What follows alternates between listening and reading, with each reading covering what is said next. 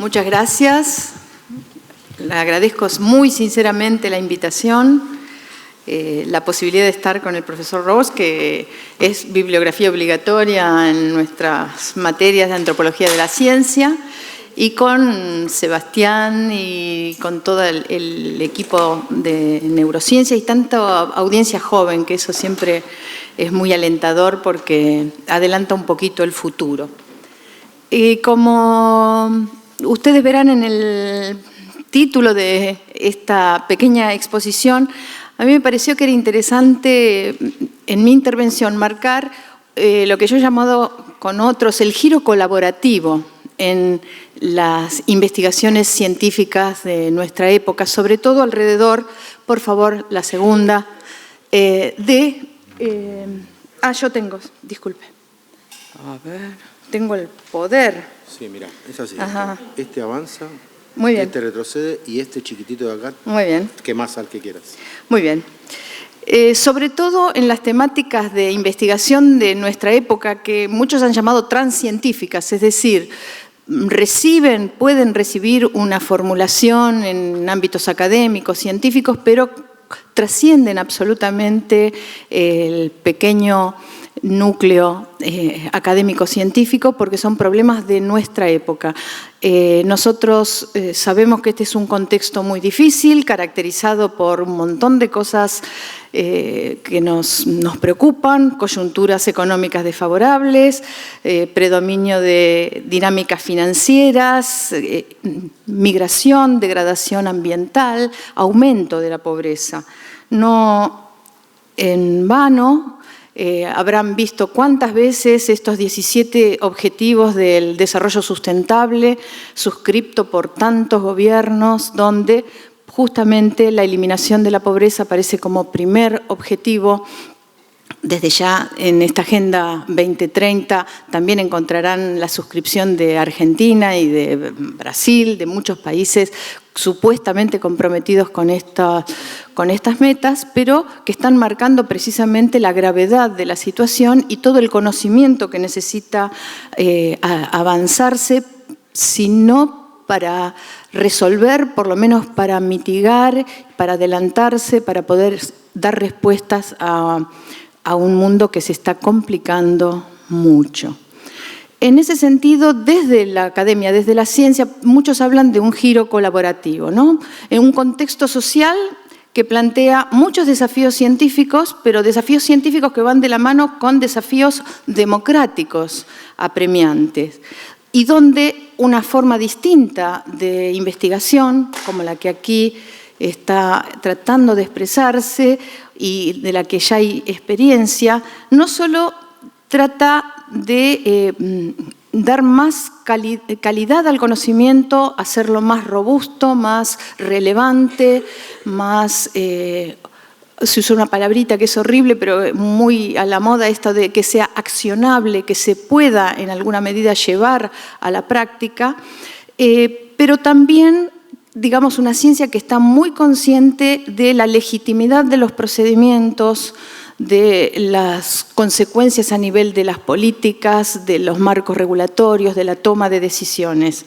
En ese sentido, también entonces es común en nuestra época esta alusión a un mundo científico en el que lo que se necesita hacer es coproducir conocimiento, quizá en las palabras de Nicolás antes, volver a dar otro marco, el reframing de nuestros problemas, permitiendo que otras perspectivas de formación científica, de apreciación valorativa, de establecimiento de una agenda, entren en un diálogo para hacer algo distinto, algo nuevo.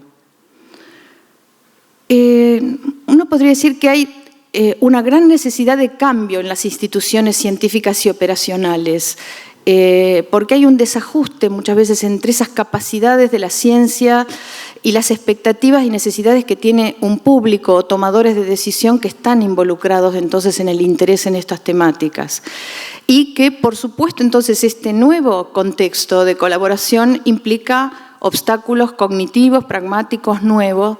También se ha dicho aquí, ¿no? Esto exige una distinta disposición a ser pacientes, humildes, poder escuchar. A veces es difícil escuchar al otro, escuchar sus perspectivas, escuchar sus críticas, estar dispuesto a repetir, ser redundante, no tienen por qué entendernos en la primera intención, volver a preguntar y desde ya tener empatía, estar realmente con una disposición a oír, aunque duela, aunque cueste. Los desafíos de este tipo de producción de conocimiento son muchos. Se ha hablado de la interacción interdisciplinaria, también en muchos casos es salir de esas puertas más cerradas de la academia, de los laboratorios, de las instituciones científicas y permitir entonces un diálogo con otros actores sociales, muy típicamente representantes de instituciones gubernamentales, pero también agentes sociales extracientíficos, estar en las escuelas, estar con los padres, estar con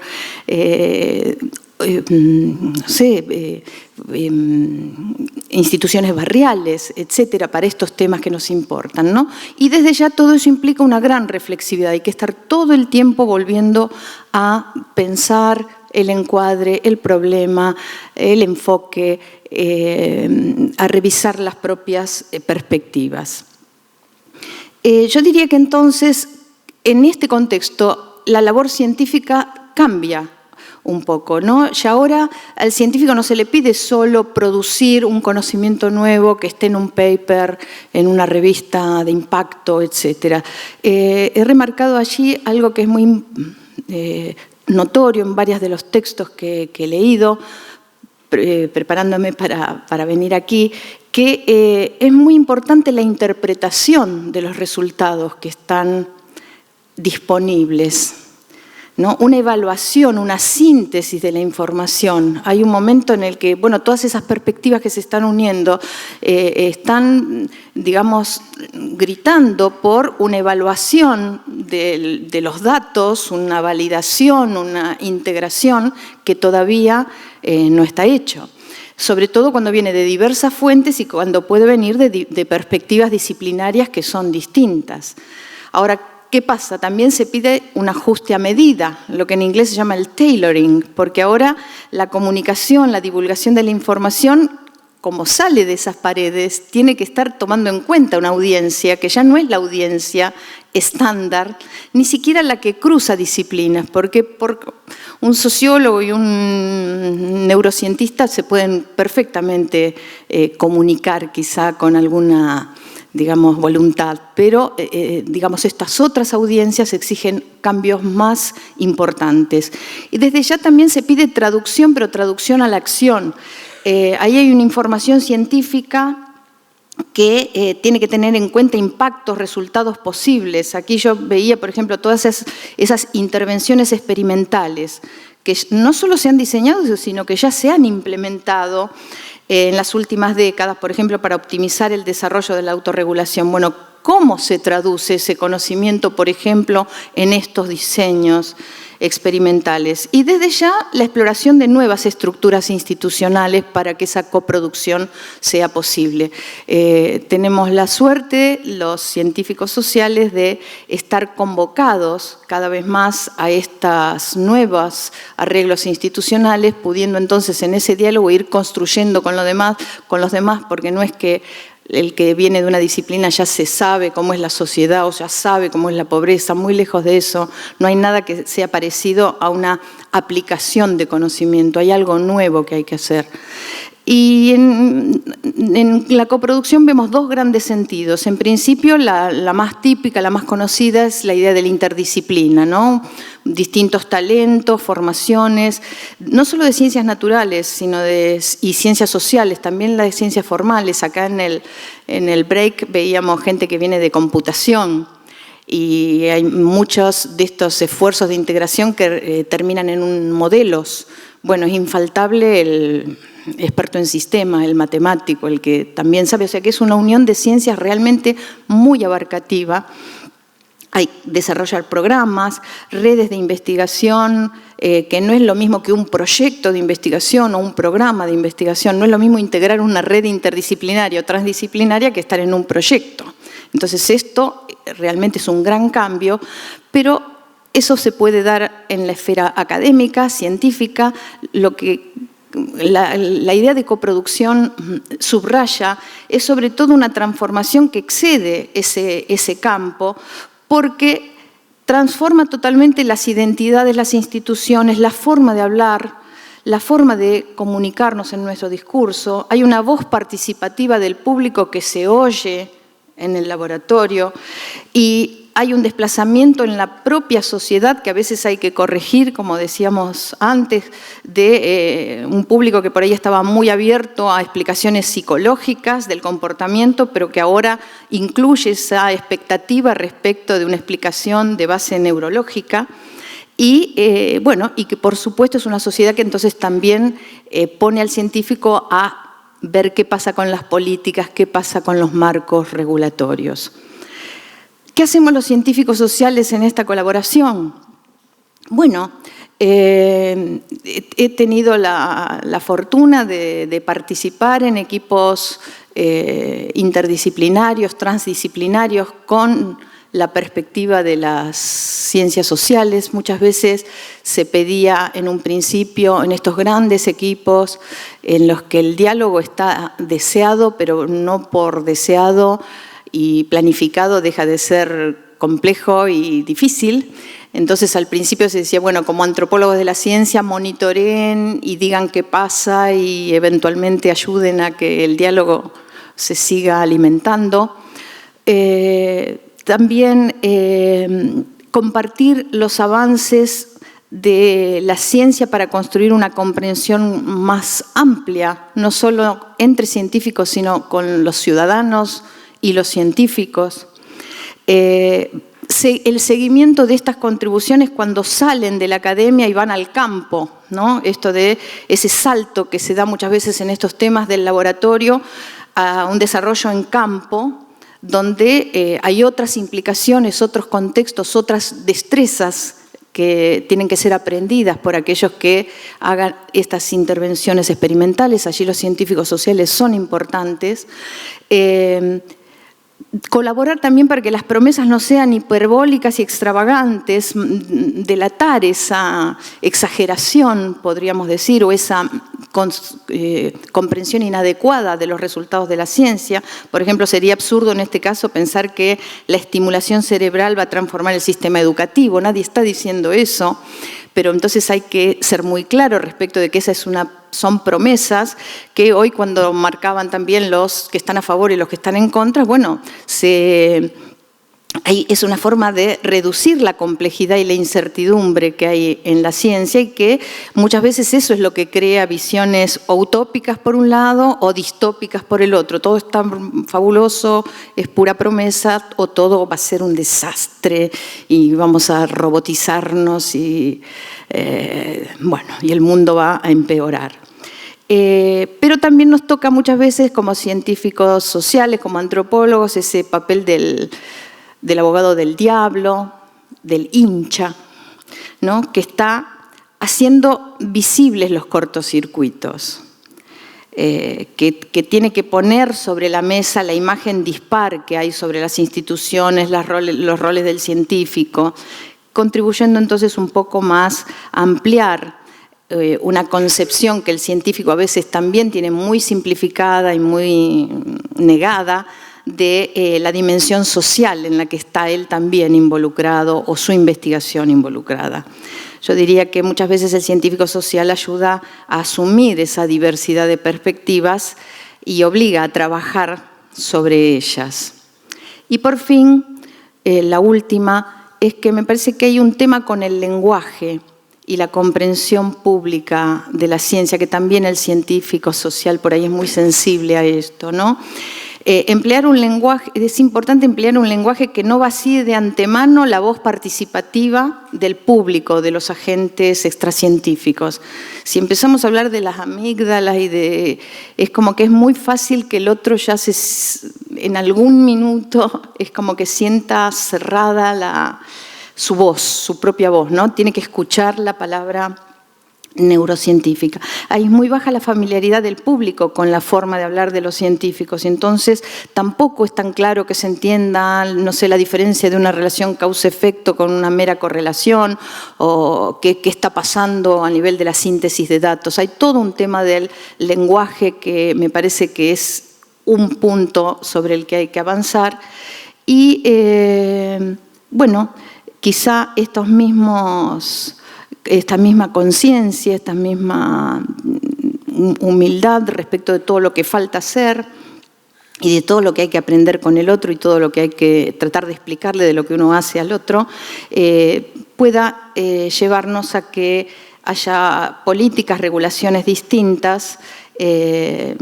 y que nosotros no estamos aplicando nada, somos parte de la formación de una nueva visión de nosotros mismos, de quiénes somos nosotros en sociedad, incluido nuestro sistema neural, y no hay nada que aplicar, está todo por hacer, pero si tenemos claros estos puntos creo que lo vamos a hacer mejor.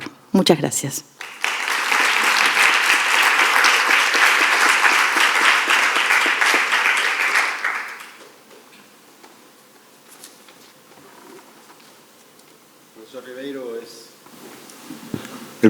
Gracias, Cecilia.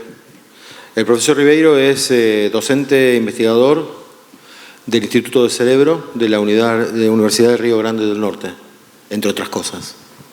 Y presidente de la asociación, director, de la Asociación Brasilera para el Avance de la Ciencia, el Progreso.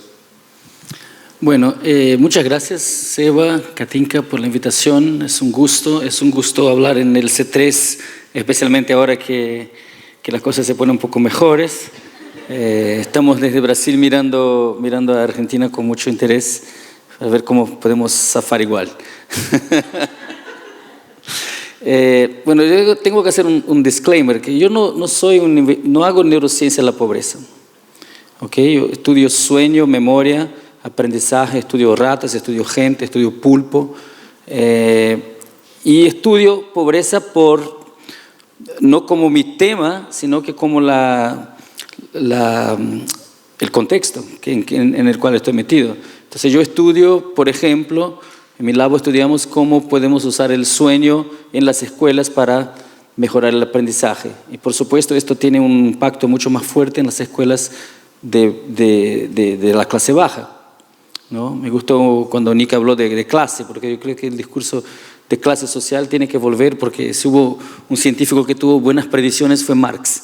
Entonces, hablemos de esto, ¿no? Y yo creo que está pasando con la neurociencia un poco, como dijo Marx, un fetichismo, ¿no? Entonces hay un fetiche con la neurociencia, que todo lo que es neuro es bueno, todo lo que es neuro es verdadero, ¿no? Si hay una imagen de un cerebro con colores, eso tiene más. Sí, se hizo el experimento. Le dices algo y le añades una figura con cerebro de colores y la gente lo cree.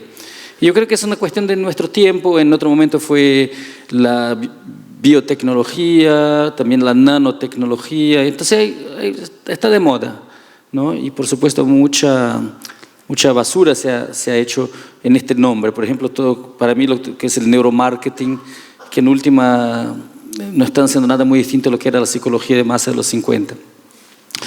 Bueno, entonces con este disclaimer, que no es algo que yo estudie como mi foco, yo traigo algunas ideas, algunas cosas que he pensado y en escucharlos me pareció que sería interesante traer al debate. En el contacto con Seba ya de varios años y con sus alumnos y alumnas que están acá, los amigos y amigas que están acá, hemos discutido muchas cosas a lo largo de muchos años. Yo creo que una cosa que saltó acá es el problema con las medidas. Cuando Nick dice no me gustan las escalas psicométricas, eso no es algo que... Hay muchos problemas en eso, estoy seguro que hay problemas en eso, ¿no? Me acuerdo mucho, le estaba contando al compañero hace poco, en la Copa de 1958, Brasil tenía jugadores muy buenos, tenía Pelé, pero también tenía Garrincha que era un genio de la pelota y de hecho digamos así, casi tan bueno cuanto Pelé. Y en cierto momento el entrenador dice que quieren hacer un test psicológico con todos los jugadores y mandan a un psicólogo a testear a Garrincha, a hacer un test de IQ con Garrincha. Y él empieza a hacer el test. A los 5 o 10 minutos el psicólogo sale enojadísimo y dice: con este tipo no hago nada más. ¿Por qué? No, porque es un idiota. ¿Pero por qué es un idiota? No, porque todo el tiempo quiere meter el círculo en el espacio cuadrado. Esa historia es verdadera. Y el entrenador dice: bueno, por eso lo tenemos acá en la selección. Porque es lo que hace mejor.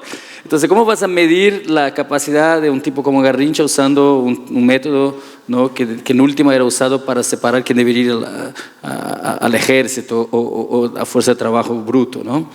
Entonces tiene que ver con lo que estaba hablando el compañero también, de que los pobres son mucho más listos que los ricos y la clase media. O sea, si fuera una cuestión de vida o muerte, si fuera una cuestión de zafar una situación real de peligro, ¿no? Mientras el tipo de clase media está mirando cómo lo puede resolver, el pobre ya lo resolvió, ya zafó.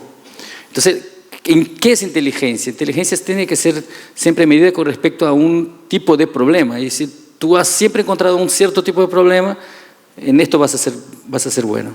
Yo creo que parte de lo que estamos hablando acá es esta ciencia weird, ¿no? La ciencia que es western, es de alto nivel económico, intelectualizada, de corte occidental. O sea que hay toda una ciencia que está hecha con college students. Son todos estudiantes de buenas universidades de primer mundo, y esto ya es un sesgo increíble, ¿no? Por otro lado, si vamos a esto completamente, vamos a empezar a naturalizar la pobreza y decir que bueno, está bien, son buenos en ciertas cosas, son buenos en buscar comida en la basura. Es terrible. O sea que los dos discursos pueden ser fácilmente usados por los fascistas. No hay un discurso que sea inmune a esto, que sea completamente, que tenga una posición que no puede ser apropiada de manera políticamente indeseable. Yo creo que no hay este discurso. Y por lo tanto, volviendo a lo que se dijo desde el principio, tenemos que ser muy generosos con nuestras discordancias, con lo cuanto no convergimos, porque la verdad es que no hay ninguna posición que esté correcta. Lo que hay son puntos de vista de un mismo problema. Y el problema es el problema de que desde que el mundo existe, de que hay sociedad humana, hay mucha inequidad, y la inequidad crece, no disminuye, crece.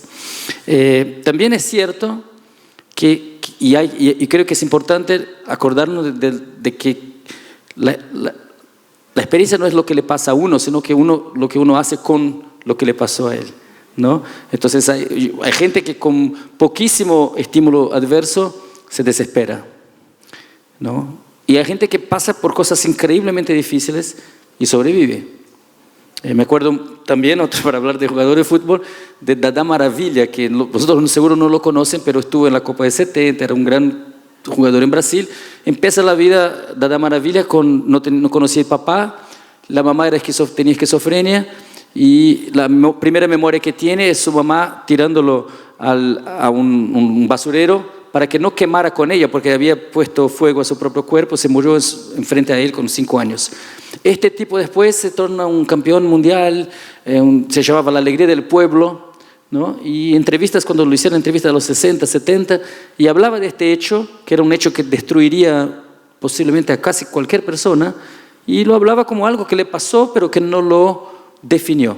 Yo creo que es un poco el punto de Nick, que lo que pasa en los primeros años es importante, pero no te define para toda la vida. Por supuesto depende de qué pasa, ¿no? Depende de qué pasa. Pero en este caso es un caso extremo, algo malísimo le pasa a él y él de alguna manera sale adelante. Entonces la gente es muy distinta, somos todos muy distintos, y yo creo que no reducir, no estigmatizar a la gente. Y decir, bueno, este es un pobre es así, tiene tal cerebro, tiene tal hipocampo, ¿no? De verdad que no tiene ninguna chance. Eso es pésimo, es bastante reaccionario. Por otro lado, decir, bueno, no pasa nada, somos todos diferentes, te salió mal, bueno, fuerza, hermano, ¿no? Entonces, yo creo que también hay que buscar el camino del medio, buscar un camino en que reconocemos lo malo que es ser pobre, lo difícil que es, ¿no? Entender que hay habilidades e inteligencias que son particulares de esta condición, que están incluso más cerca a la vida real, pero que sin embargo hay que superar esta condición para que todos puedan estar en otro lugar, ¿no? Que puedan elegir incluso si quieren tener ciertas habilidades de sobrevivencia, porque quieren tenerlas, no porque tuvieran que tenerlas. Bueno, son reflexiones de buscar un camino del medio en una cancha que es una cancha de progresismo, una cancha de que estamos todos preocupados con disminuir la inequidad y no aumentarla, ¿no? Y ahí por eso, y es una discusión que hemos tenido algunas veces, y es lo que me gustaría traer un poco acá, es que, exacto, es que quizás lo que tenemos también que hacer es echar una mirada, no a los pobres ahora, porque ya sabemos, la pobreza es algo que hay que superar, pero no hay modo de superarla si no hay una redistribución. Y entonces, ¿por qué no miramos también a la riqueza? ¿Cómo es el cerebro de un tipo que tiene $1.000 millones? ¿Cómo es el cerebro de Carlos Slim? ¿Cómo es el cerebro de Donald Trump? Los estudios que se han hecho hasta ahora, cuando miran a SES en eslabones, en categorías, sugieren que cuanto más dinero tienes, mejor es tu cerebro, ¿no? Yo estoy seguro que si buscamos gente que nació en el privilegio y que nunca tuvo que trabajar en la vida, vamos a encontrar cerebros bastante atrofiados. No estoy seguro de eso, estoy seguro. Porque yo estoy seguro de que una contingencia que siempre no, y vivir en un espacio de contingencias en que nunca nada funciona, no importa lo que hagas, te van a dar un no. Y esto es pésimo, seguramente es pésimo. Pero ¿cómo debe ser estar en un ambiente en que todo es siempre sí? Que toda vez que tuviste un deseo, sea cual sea el deseo, se resolvió esto rápidamente, no tuviste que trabajar. Y esa es la condición de la gente que hoy tiene todo el dinero del mundo y que porque tiene este dinero no lo quiere compartir, los problemas no son resolvibles, ¿no? Si los 100 tipos más ricos del mundo en este momento se hicieran iluminados, se hicieran un Buda y quisieran realmente hacer una diferencia en este planeta, en poquísimo tiempo estarían las cosas muchísimo mejores.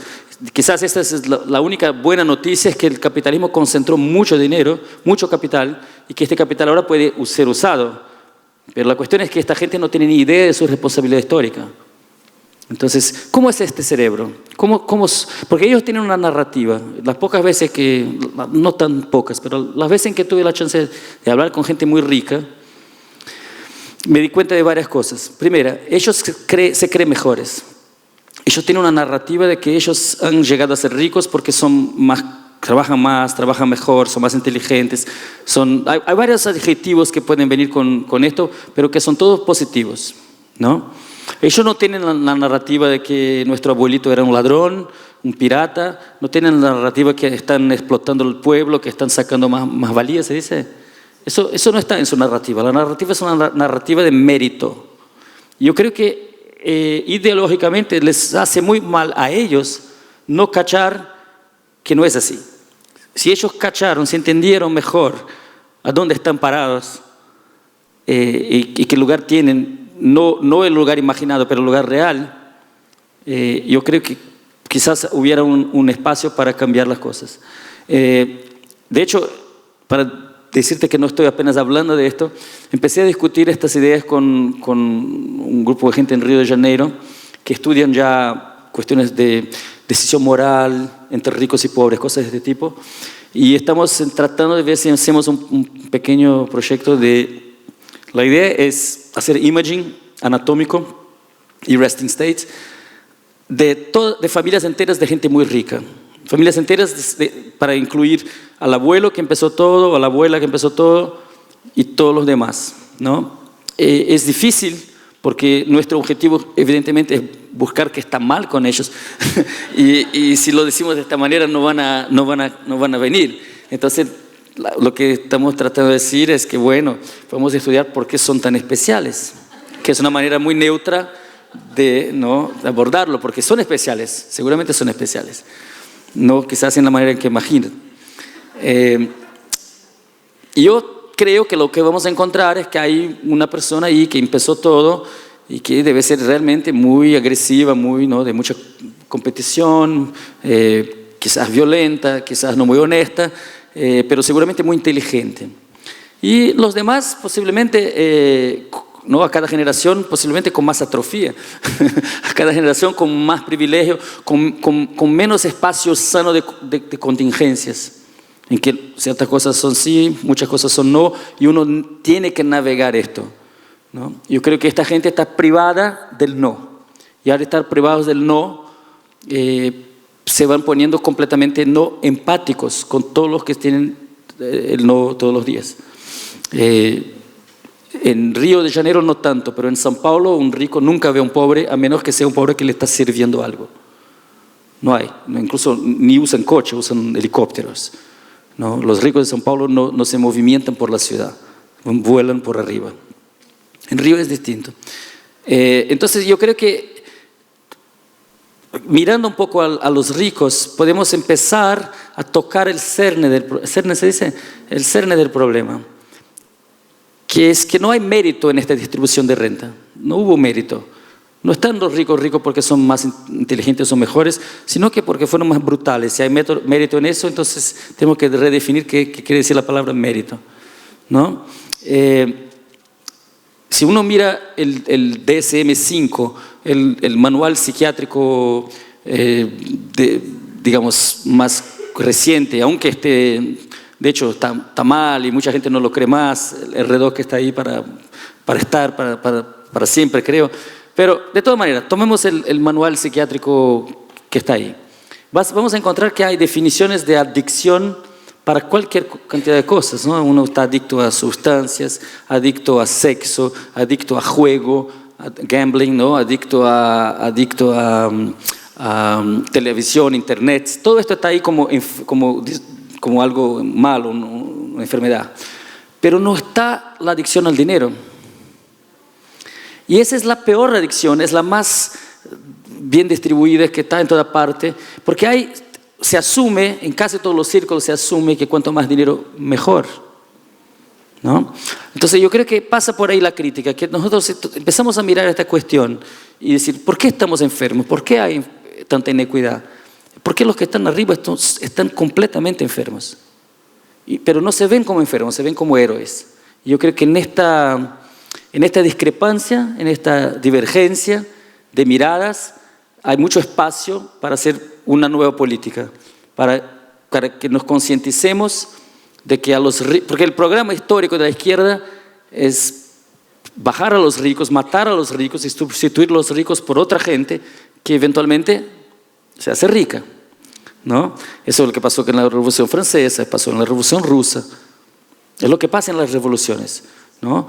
Entonces yo creo que ahora hay como que empezar a mirar esto de otra manera, que en lugar de destruir a los ricos para sustituirlos, realmente hay que entenderlos mejor.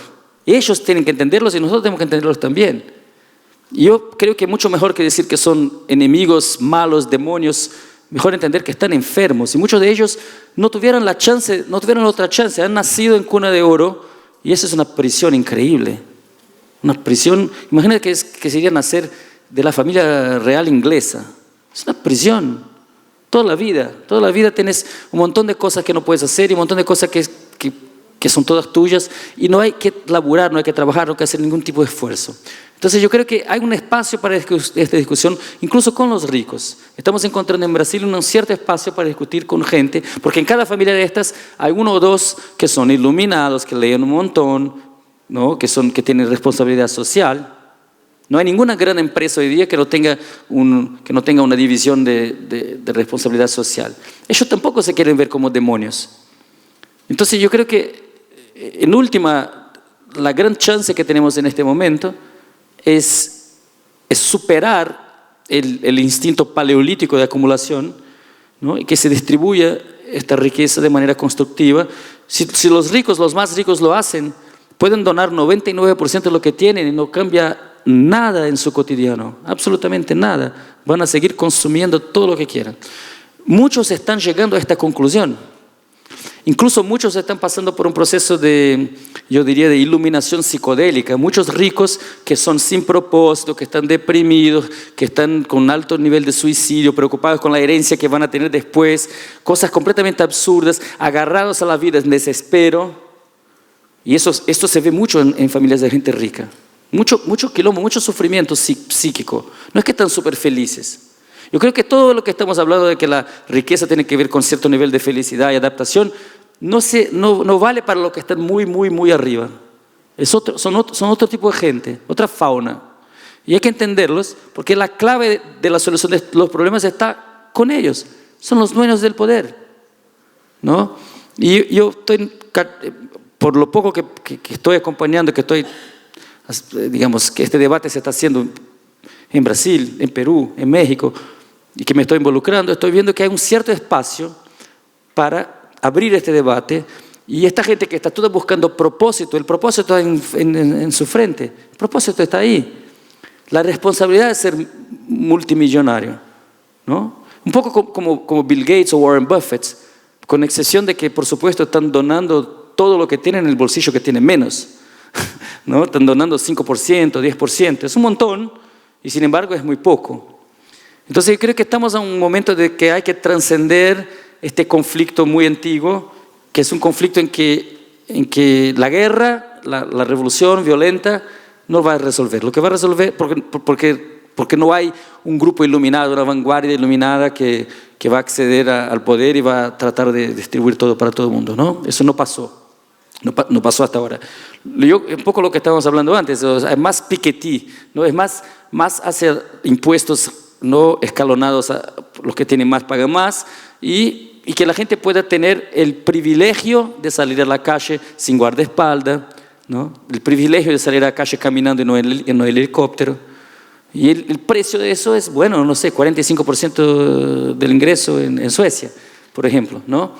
Y entonces para mí no hay ningún problema en estudiar el cerebro que pasa en el cerebro que no tuvo suficiente para comer o que no tuvo sueño. O sea, la pobreza tiene muchas condiciones de privación, y estudiar el impacto de eso en el cerebro me parece ciencia, eso es ciencia. Estamos haciendo ciencia, es interesante. Ahora, ¿cuánto poder de cambiar el mundo tiene eso? Yo creo que algo tiene. Es interesante saber que hay huellas, que hay marcas, que hay trazos, e incluso saber que después con intervención estas cosas se pueden revertir, ¿no? Pero yo creo que el riesgo de estigmatizar está siempre ahí, point well taken, ¿no? Y yo creo que en este momento habría que echar el vistazo al otro lado. No hay pobreza sin riqueza, ¿no? Hubo en el pasado, en cierto momento eran todos pobres, pero ya no es así. Y ahí, para terminar, es decir, que esto todo converge a una idea muy sencilla, para mí muy evidente, que así como es necesario un piso, un mínimo para la riqueza, es sumamente necesario un máximo. Ya pasamos de la hora de decir, bueno, uno puede acumular riqueza, pero no infinitamente. Es un derecho que no tiene que estar. Cuando yo hablé de este tipo de asunto con gente muy rica, se enojan mucho. Es una ofensa personal decir a una persona muy rica que no puede hacerse más rica. Y eso evidentemente es un síntoma de una enfermedad, porque quiere acumular algo que no puede usar, ¿no? Una persona dice, bueno, yo quiero tener un avión. No, está bien, quieres un avión. Trabajaste, tenés lo suficiente, tienes un avión. Pero yo quiero 2. ¿Para qué quieres 2? No, porque quiero. Bueno, perdón, el mundo no alcanza para esto. No puedes tener 2, ¿no? Por razones que tienen que ver con que otra gente quiere avión, pero también tienen que ver con lo tanto que es sucio, ¿no? En términos de carbono, un avión. Entonces yo creo que esa discusión de mínimo y máximo en la sociedad, el mínimo está discutido, no en toda parte se acepta, pero en muchos lugares en Europa básicamente se acepta que hay un mínimo, que la gente no puede vivir sin nada.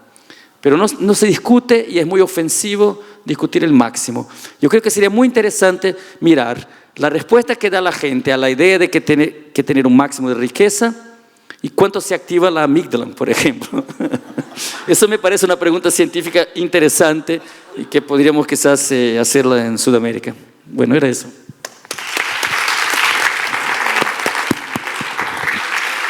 Gracias, Siddhartha.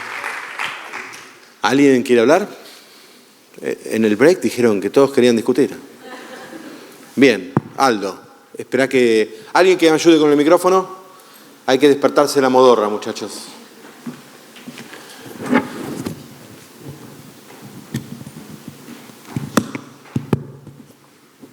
Aldo, ¿lo conoces, Aldo?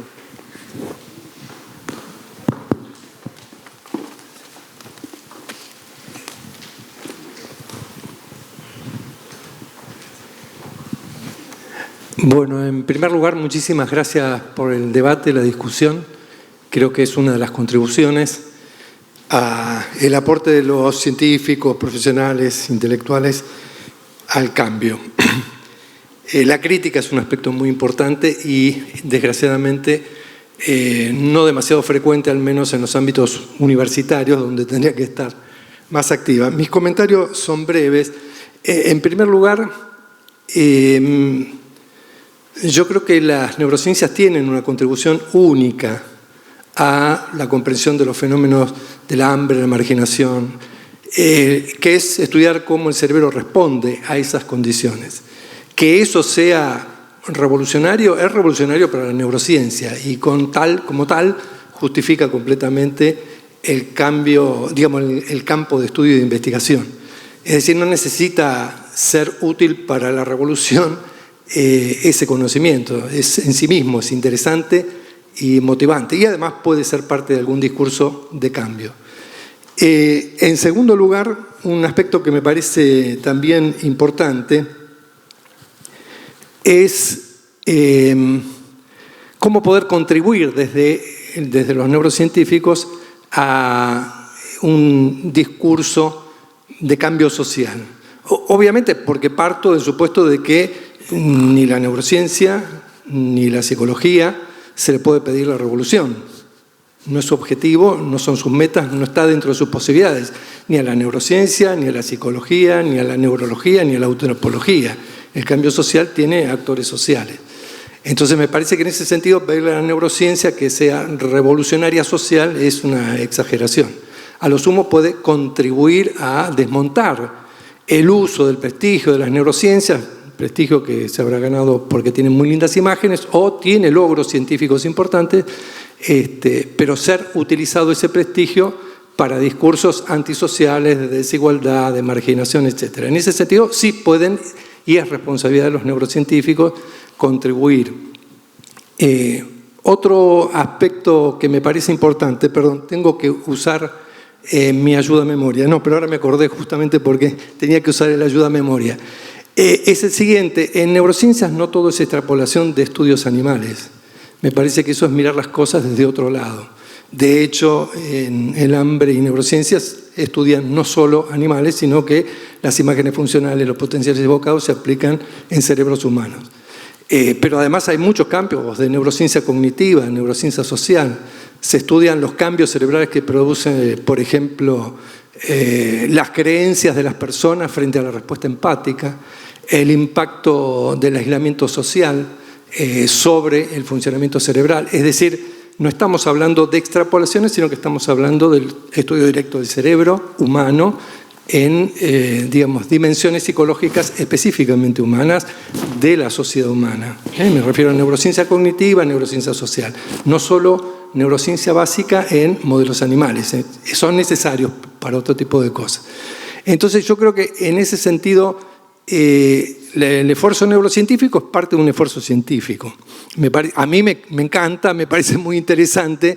De ahí no saco la conclusión de que la neurociencia va a revolucionar la educación, va a revolucionar el hambre, va a revolucionar la distribución, nada por el estilo. Y además me indigna cuando con el discurso neurocientífico se desplaza otras profesiones, otras lecturas, otros discursos, por ejemplo, del campo de la educación. O, por ejemplo, del campo de la salud.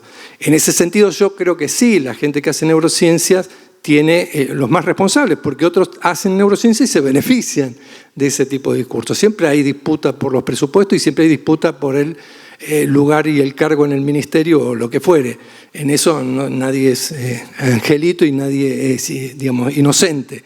Así que yo creo que este tipo de eventos en donde se debate los distintos niveles de análisis de los fenómenos, en donde la neurociencia tiene su lugar y la sociología, la psicología tiene también su lugar, pero en donde exista crítica, en donde exista polémica, respeto y discusión, me parece que eso sí son contribuciones interesantes para la inserción de los científicos en el movimiento social que se necesita para cambiar la sociedad. Gracias. Muchas gracias, Aldo. ¿Alguien más? ¿Comentarios? Sí, Diego. Para un minuto. Dale, Vero.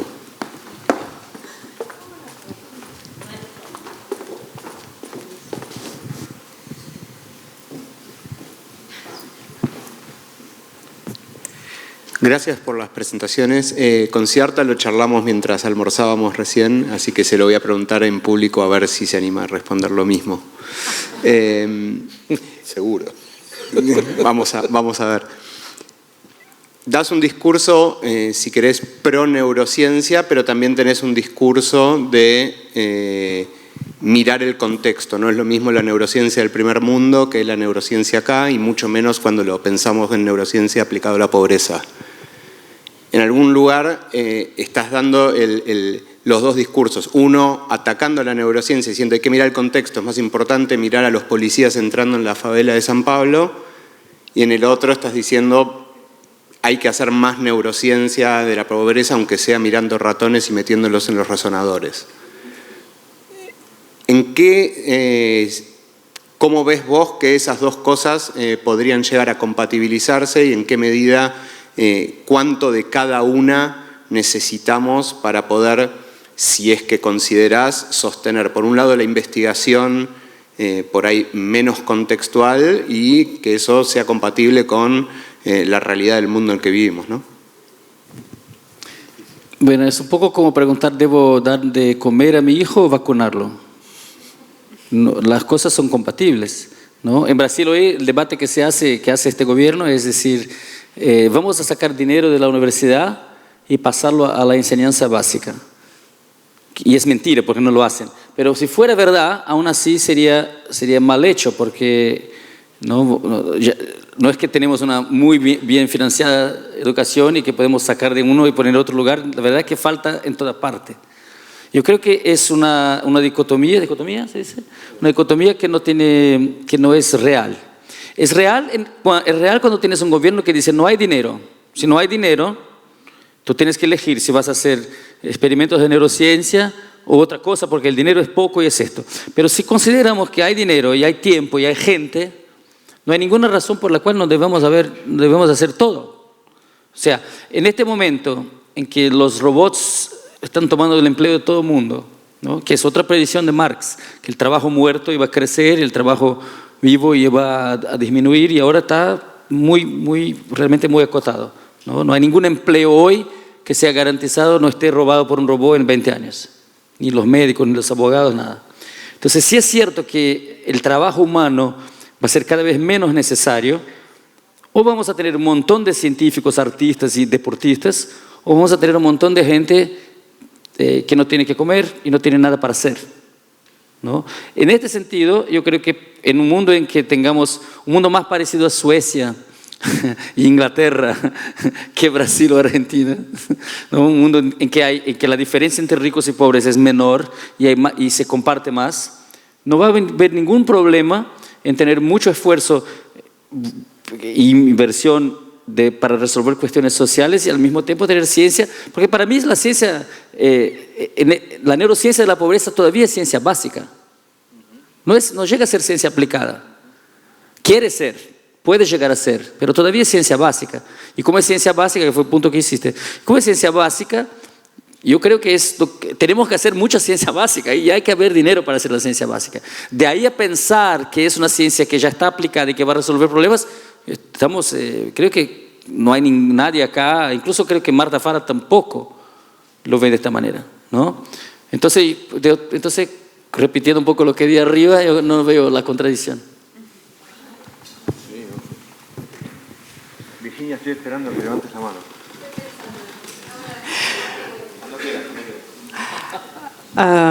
Just a brief comment. Un comentario breve sobre la contribución de las neurociencias a las realidades sociales. Yo creo que tenemos que preguntarnos qué es lo que esperamos, cuál es el propósito de la neurociencia y el estudio de la pobreza. ¿Es un propósito social? ¿Queremos mejorar la realidad? ¿Queremos reducir la pobreza? ¿Queremos entender las causas de la pobreza? Hay muchos propósitos posibles. Y algunos de ustedes quizás participaron en la conferencia que organizamos Sebastián y yo en el 2015, hablando del caso sueco. Suecia es probablemente el estado de bienestar más exitoso, sigue siendo un estado de bienestar. Y esto no quiere decir que la gente tiene mucho dinero o que tienen que ser ricos. No hace falta que sean ricos para vivir bien. Tienen un sistema de impuestos que va de acuerdo a los ingresos y todo lo financia el Estado. La asistencia médica, las escuelas, etcétera, etcétera, y prácticamente han logrado erradicar la pobreza. Entonces tenemos que esperar, ver cómo hizo el gobierno sueco. No supuso que la gente iba a ser buena de golpe, sino que más bien suponían lo contrario, que la gente no es demasiado buena, con lo cual se impusieron leyes. Entonces, lo primero que tiene que hacer un país democrático es tener un sistema legal no corrupto y no corrompible. O sea, tiene que haber leyes para la distribución de la riqueza y no, porque esto no va a salir de la bondad de la gente. No tenemos que esperar que todo dependa de la bondad de la gente, porque nos vamos a cansar de esperar. Entonces, también en Inglaterra, por ejemplo, se dice que el desafío de una sociedad, una vez que ha logrado el progreso, es mantenerlo, porque la próxima generación se va a olvidar de esa lucha y va a ser indiferente, porque ya tiene una situación cómoda. Ya uno creció con esos beneficios, nació con esos beneficios y se van a olvidar de lo difícil que es mantenerlos y no los van a perder esos derechos. Entonces tenemos lo que se llama la naturaleza humana, que es una tendencia a ser egoísta, a tener memoria de corto plazo y terminar siendo un poco indiferentes. Entonces tenemos que lograr que las próximas generaciones de los pueblos de otros países no se vuelvan indiferentes. O sea, lo que estoy diciendo es que para mejorar la realidad social no tenemos que asumir que la gente va a ser buena, sino que tenemos que suponer que tiene que haber un sistema legal que imponga una distribución que a esa sociedad le parezca adecuada. Nick nos dice que había millones de niños pobres en el Reino Unido y no hay motivo para eso, porque el Reino Unido es un país muy rico. Es la quinta economía del mundo. Entonces, esto es un signo claro de indiferencia y de mala voluntad. Podemos hablar también de la indiferencia en Latinoamérica o de la indiferencia de Europa hacia otros países. Y Suecia es uno de los peores. Nosotros tenemos un estado de bienestar que nos enorgullece mucho y podemos decir orgullosamente que hemos abolido la pobreza. A todos los que quieren escuchar se lo decimos, pero sin embargo hay algunos presidentes en Sudamérica que han logrado sacar a mucha gente de la pobreza. Correa en Ecuador, Morales en Bolivia, y de golpe se los llama populistas y esto resulta ser algo antidemocrático. Entonces, parece que el estado de bienestar está reservado para los suecos y esto es algo profundamente racista. Sí, vamos a tener este debate que habla de la naturaleza humana, que es un poquito, un término un poco laxo, no nos sirve. Tenemos que tener un sistema que imponga estas estructuras que queremos tener. Este es un análisis no de los mega ricos, sino tenemos que hacer un análisis de todos los que nos autodenominamos buenas personas también. ¿Por qué somos tan selectivos con la empatía? Porque aún la persona más maravillosa y buenísima, igual tiene un fondo de egoísmo. Tal vez habría que estudiar a los ciudadanos normales en circunstancias normales.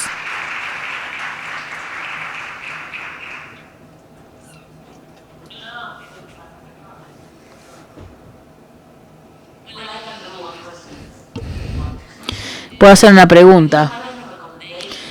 ¿Tiene alguna recomendación para un problema que tenemos aquí, no sé si es en todo el mundo, en donde hay políticas como la asignación universal por hijo que son rechazados por la población de clase media? Dice, ¿por qué les dan dinero a los pobres? ¿Tiene alguna recomendación para hablar o para lograr la aceptación de la clase media? Porque ese tipo de políticas no es tan difícil de implementar. So this discussion... Bueno, a ver, este debate salió para un lado que yo no esperaba en realidad. Por un lado, tenemos que ver si vamos a hablar de cómo lograr la transformación social y política y cómo juega un papel la neurociencia en eso, o a un nivel más modesto, cómo se pueden implementar políticas de mediano y corto plazo para una sociedad más igualitaria. Ahora, cuando hablamos de la transformación radical de la sociedad, tal vez eso requiere una discusión o un debate aparte y pensar en cómo podemos transformar las sociedades y qué pasa con el populismo y las formas igualitarias. Eso también es otra cosa. Yo les planteo dos preguntas. ¿Qué debería hacer la neurociencia en una situación del mundo real en donde vemos mucha desigualdad política y económica? ¿Cuál es el rol que tiene que jugar la neurociencia en ese escenario? Y segundo, ¿cuáles son las preguntas que tiene que hacer la neurociencia? Entonces, cuando estamos trabajando en la neurociencia de la pobreza, tenemos que pensar cómo daña la pobreza los cerebros de las personas y, o sea, de qué es culpable la desigualdad en la sociedad. Tenemos que echarle la culpa del daño que causan los cerebros de los pobres. O sea, cuando dije esto, el colega habló de Marx y Engels, pero si los leemos y hablan de las condiciones de la clase trabajadora en el Reino Unido, ellos hablaban de que las vidas de los pobres son más cortas, no tienen posibilidades de desarrollo, etcétera, etcétera. Y muchas veces la neurociencia y otras ciencias documentan los efectos negativos que tienen estas políticas. Yo diría que no hay lugar para eso. Tenemos que ser muy cuidadosos en cómo planteamos las preguntas en términos de no de lo próximo, no la madre y el hijo, sino en términos de lo distal. ¿Qué es lo que hace que esa madre se encuentre en esa situación donde tiene pocas posibilidades de elegir cuáles van a ser los recursos que va a utilizar, cómo va a ayudar al desarrollo de sus hijos? O sea, tenemos que ir con ese grupo de preguntas. También cuando planteamos las preguntas que puede hacer la neurociencia, podemos pensarlo en términos de qué es lo que posibilita que alguien se encuentre en esas situaciones de extrema pobreza y cómo puede sobreponerse a esas situaciones. Y cuando vemos a gente que está en esos contextos, vemos que muchas veces utilizan recursos muy limitados para poder sobreponerse a esa situación. Entonces tenemos que pensar qué es lo que le posibilita a un ser humano tener la capacidad y la energía de poder sobrevivir. La palabra resiliencia parece casi una mala palabra ahora. Hace poco di una charla en Bogotá y en vez de hablar de resiliencia, porque yo quería hablar a favor de la resiliencia, y cada vez que mencionaba la palabra resiliencia, la gente me abucheaba y cuando hablaba de resistencia me aplaudían. Yo lo que quiero decir es que tenemos que tratar de entender qué es lo que hace que una persona en circunstancias muy difíciles tenga la posibilidad de salir de esa situación y construirse una vida mejor. Tiene que ver con los vínculos sociales entre los individuos de una sociedad y cómo podemos usar recursos dentro de la comunidad. Cada vez que hablamos de resiliencia, estamos hablando de una experiencia colectiva que surge de las relaciones entre seres humanos. Cuando yo trabajé en el área de psiquiatría y salud mental, trabajé mucho en movimientos de supervivientes, movimientos colectivos de personas que habían sufrido experiencias alienantes en el sistema de salud social y que encontraron las condiciones para ejercitar el cambio. Entonces tenemos que pensar en la neurociencia social de la resiliencia. En cuanto a tu pregunta, creo que uno podría mostrar de diferentes maneras que incluso en términos económicos limitados, cuando hablamos de la asignación universal por hijo, por ejemplo, o una asignación universal de otro tipo, en 20 o 30 años dan beneficios económicos calculables. Por ejemplo, Bandano y su grupo hicieron muchos trabajos donde hablaban de las previsiones financieras para los padres y otros sistemas de inyectar dinero para los chicos que están en la escuela, por ejemplo, y se ha calculado que eso genera beneficios económicos. Entonces, en un nivel, para apoyar ese tipo de argumentos, no tenemos que usar argumentos revolucionarios, sino argumentos más al pie, digamos, más concretos respecto de costo-beneficio en 20 o en 20 años, por ejemplo. ¿Y qué pasa? Por ejemplo, ver casos de personas que ahora tienen 80 años y hay menos casos de demencia senil. No sé si la neurociencia o los neurocientíficos tienen que ver con esto, pero los neurocientíficos también son ciudadanos que pueden participar de esta discusión y usar estos argumentos. Yo hablo de los argumentos de la psiquiatría, la neurociencia, que tienen que pasar al conocimiento público para realmente ejercer una transformación real y no hablar de consecuencias individuales de la pobreza. Yo creo que tenemos que ser intelectuales que hablen o hagan declaraciones para el público sobre el sentido comunitario. Puedo responder brevemente a esta pregunta. Estoy de acuerdo con lo que dice Nick, pero me gustaría agregar el elemento del pesimismo. Estoy totalmente de acuerdo con que esta sería una política socioeconómica muy sólida, y es cierto que asistencia no condicional ha sido una herramienta efectiva, pero en muchos países los miembros de las clases más altas no quieren tener una división de riquezas, no quieren tener una competencia en la escuela a las que asisten sus hijos, no quieren una mezcla racial. Y esta es una ideología que no se basa en una lógica económica, sino en una cuestión más relativa a la etnia, a las clases sociales, y pasa en todas partes del mundo.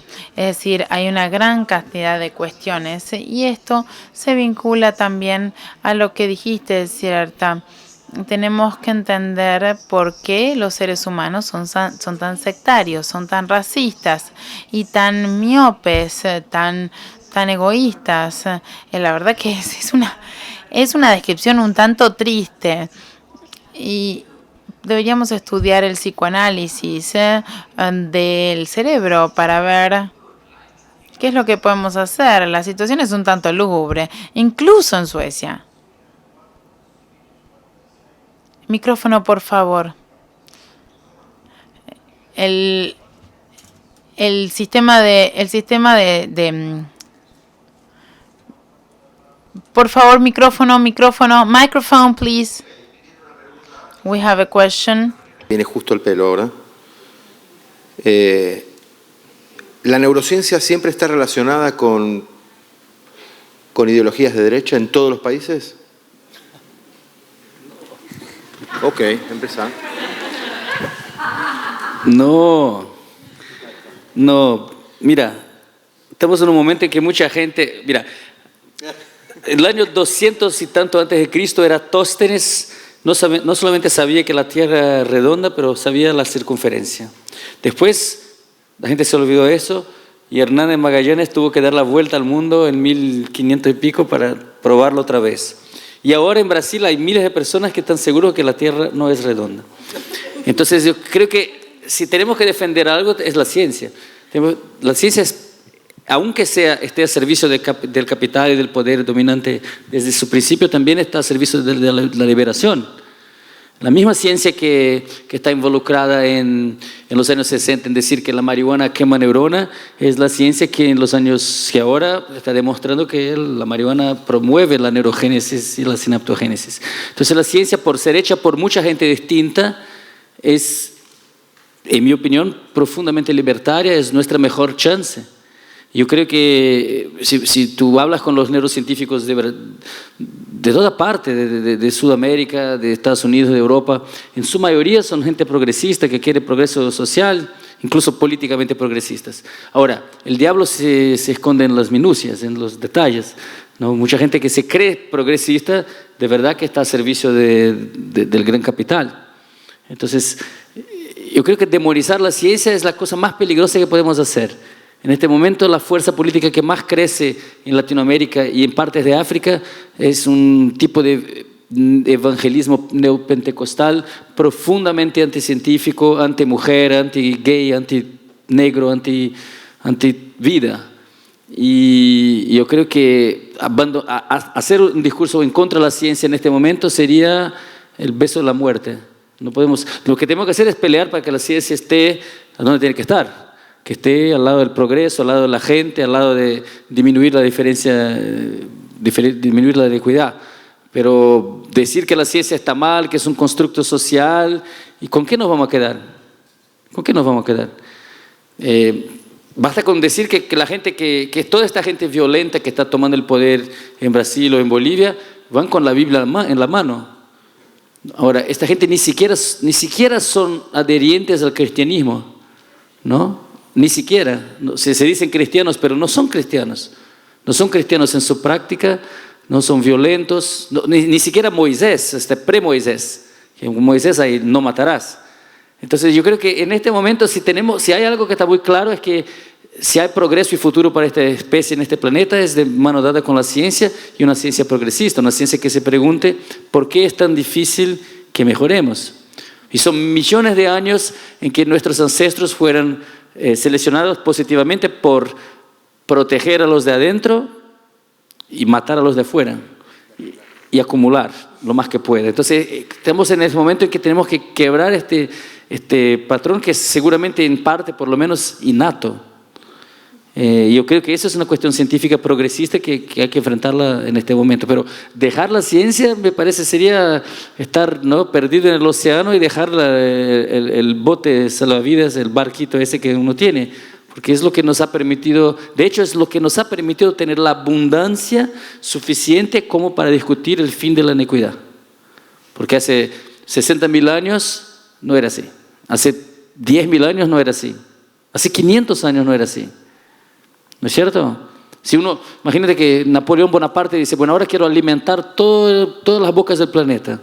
No había cómo, no había modo, no había lo suficiente. Ahora hay lo suficiente y no lo estamos haciendo. Es un problema nuevo y que tiene que ver con nuestro, digamos, el hardware innato, que es un hardware no muy de mucha protección a lo que está dentro y de mucha agresión a lo que está afuera. Un ejemplo interesante es lo que pasa con la oxitocina, ¿no? Cuando la oxitocina fue descubierta, la gente decía, la oxitocina es hormona del amor. No, pero no es así, porque la misma oxitocina que puede hacer con que una rata empiece a tratar mejor a sus hijos y lamerlos más, también puede producir un comportamiento muy agresivo a otros individuos no de la misma familia. Entonces, no es que el amor y el odio son cosas muy distintas, porque es amor a unos y odio a otros, es casi que como por exclusión, ¿no?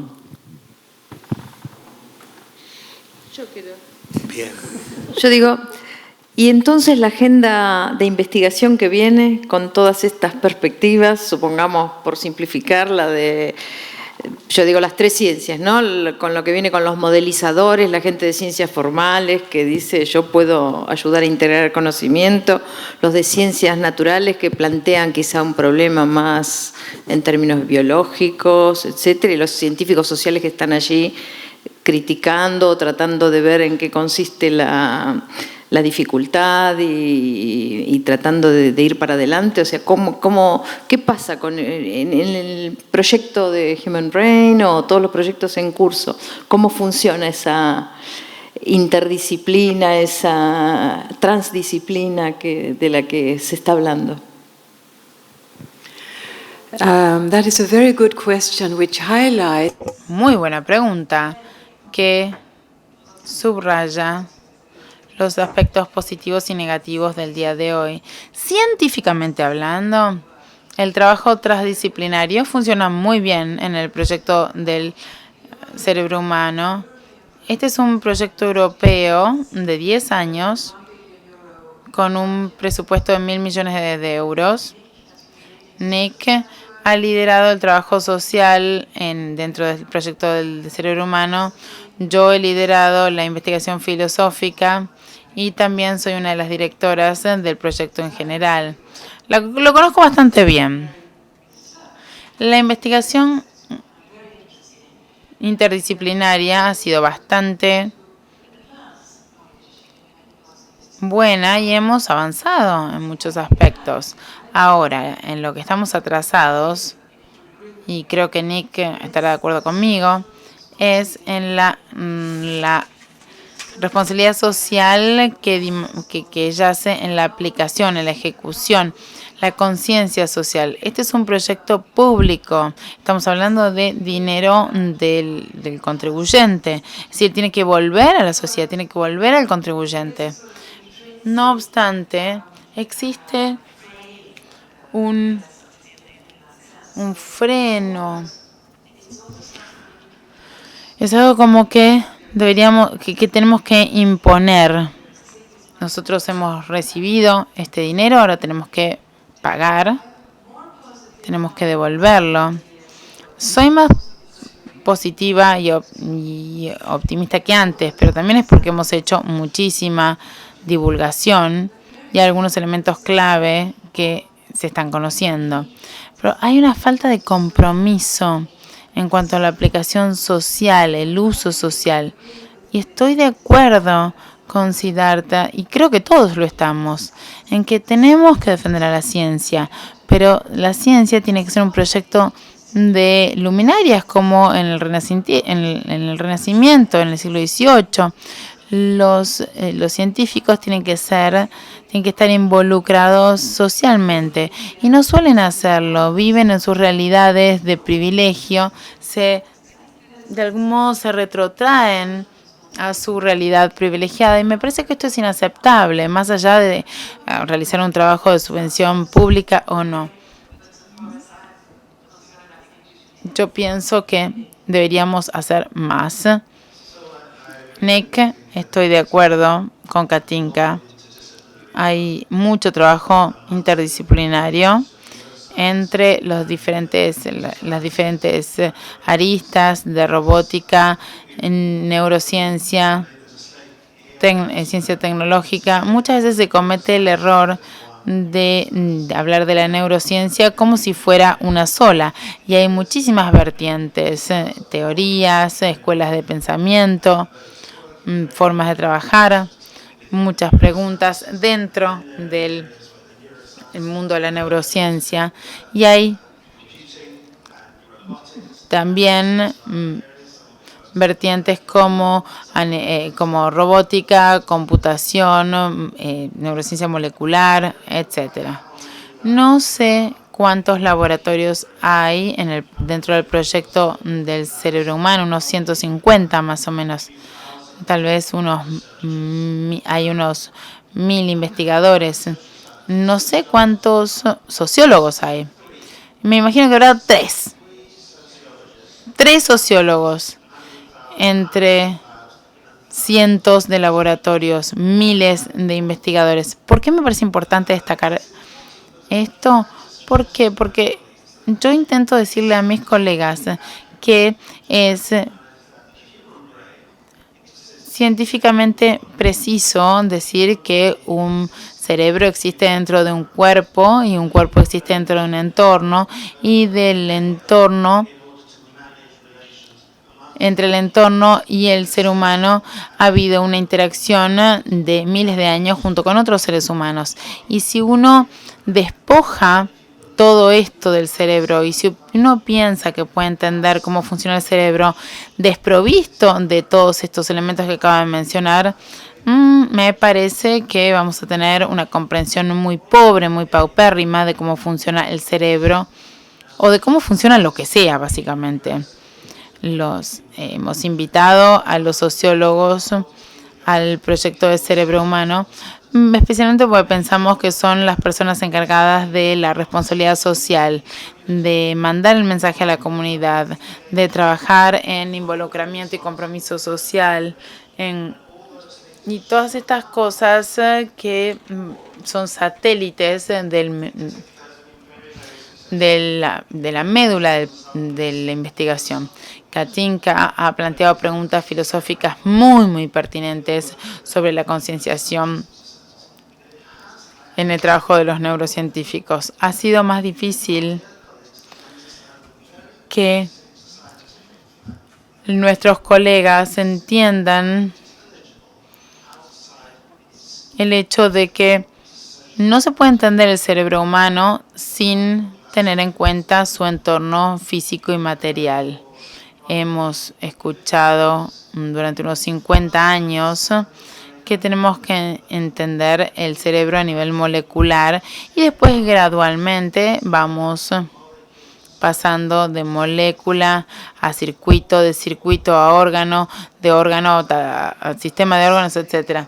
Pero este aumento ha sido, desde mi punto de vista, un gran fracaso. Debemos entender siempre el cerebro junto con sus circunstancias, junto con su contexto. Esto ha sido fuente de mucha frustración para mí. Y este proyecto interdisciplinario e intercientífico, en la práctica,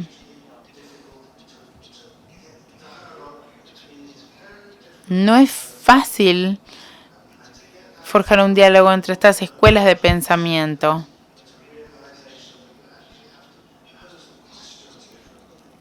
Y también de tomar conciencia de que hay que investigar diferente, hay que interpretar los resultados diferente, hay que plantear la pregunta de manera diferente. Yo sigo siendo un tanto optimista, un tanto. Gracias a Katinka, el proyecto del cerebro humano es mucho más interdisciplinario ahora de lo que supo ser hace 12, 8 años cuando yo empecé. Hemos avanzado. Hemos avanzado.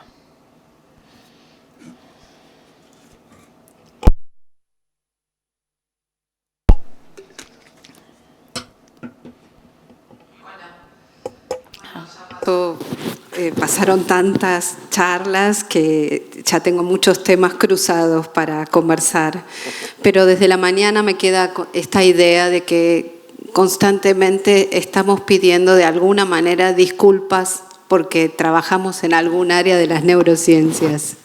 Todo lo neuro está bastante...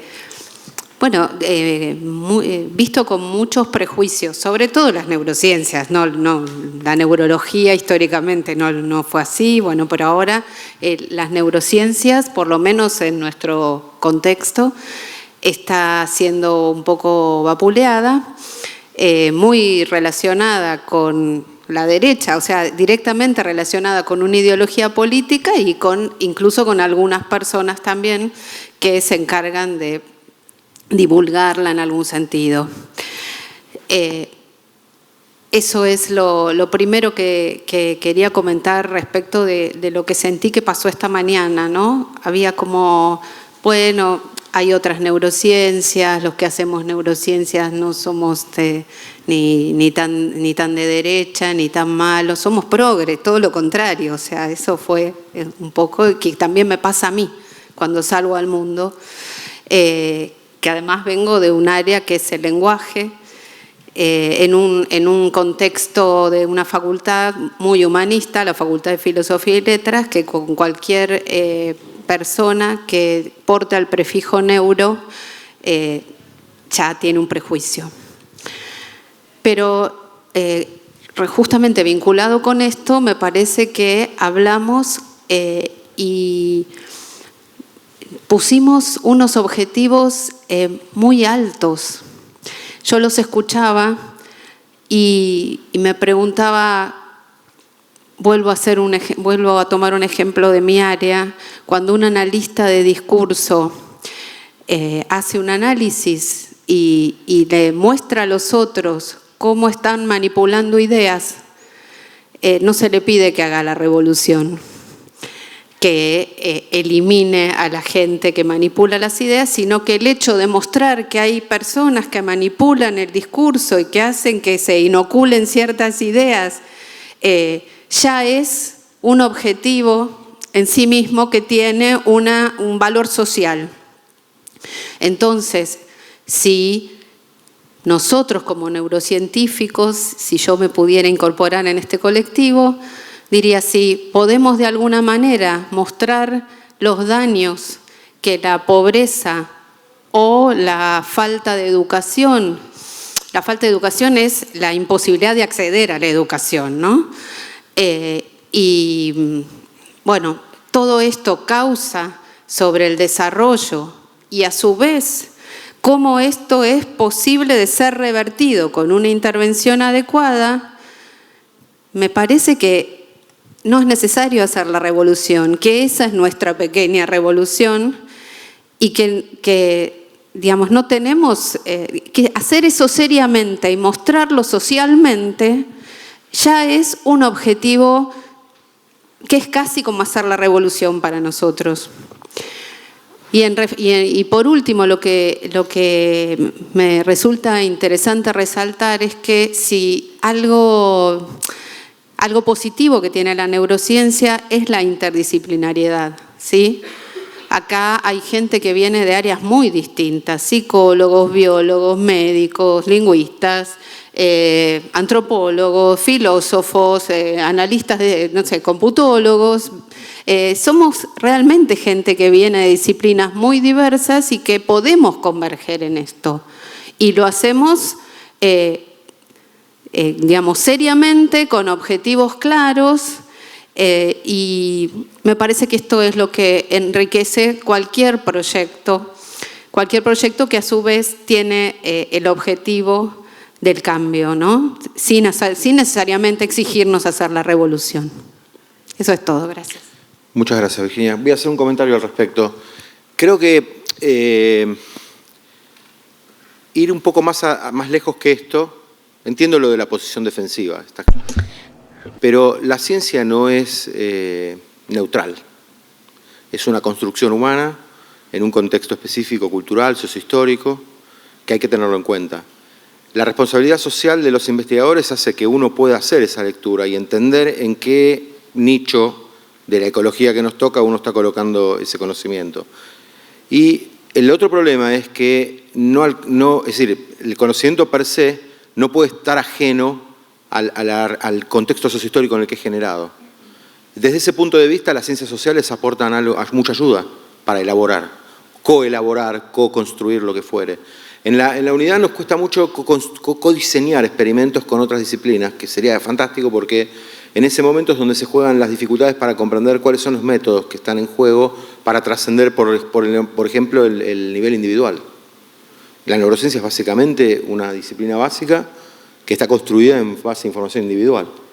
Entonces, pasar a un fenómeno de población, como sugiere Nick, por ejemplo, implica todavía hacer un gran recorrido, al menos empezar a entender qué significan dos cerebros comunicados. Y eso es algo que está emergiendo a nivel de la ciencia básica en neurociencia, ni siquiera en pobreza específicamente, en los últimos 5, 6, 7 años, si ustedes quieren. Entonces, el contexto sociohistórico es muy importante, el vínculo con otras disciplinas sociales que nos muestran que la ciencia no es neutral, también nos tiene que advertir con el hecho de que un experimento no se puede convertir en una política pública o en una política per se, porque fue bueno. También nosotros no recibimos, yo le comentaba a Katinka dos cosas que siempre me preocupan, y es que en el grado, en nuestros estudios de grado, no recibimos formación en dos áreas fundamentales, ética y diseño de políticas. No tenemos la menor idea cuando nos recibimos y trabajamos con poblaciones, con personas, prácticamente casi todas las profesiones, no tenemos idea sobre lo que significa una política en términos de que hay más de 100 años de historia de una disciplina, la ciencia política, si es que me quedo corto o largo no lo sé, en donde hay métodos, hay toda una discusión metodológica, como lo puede haber en la lingüística, con tensiones específicas de distintos momentos históricos, que es importante tenerlas en cuenta, pero además tenés múltiples sectores involucrados en tomar una decisión, tenés una economía. Entonces, creo que no hay que justificar la ciencia que uno hace, pero sí hay que contextualizarla y sobre todo tiene que ser humilde para que sea mucho más legítima y creíble. Entonces, aquellos detractores de nuestras disciplinas también utilizan estas cosas flojas que tenemos para darnos con un palazo e identificarnos. No sé si ocurre lo mismo en Brasil, pero acá yo identifico esos mecanismos. Entonces eso significa que tenemos que, con humildad, aprender un poco más, por ahí en el sentido de lo que nos dice Cecilia, es decir, tenemos que empezar a preguntarnos por dónde tenemos que circular, con quiénes, qué tenemos que construir para por ahí acceder a un experimento con plutócratas, del estilo de los de Siddhartha, que yo me imaginaba, y hoy lo conversaba en el almuerzo con Katinka, le decía, Siddhartha planteó esto en 2014 en una ley school, en una escuela de neurociencia de educación en Punta del Este. Él lo dijo públicamente, mucha gente se rió.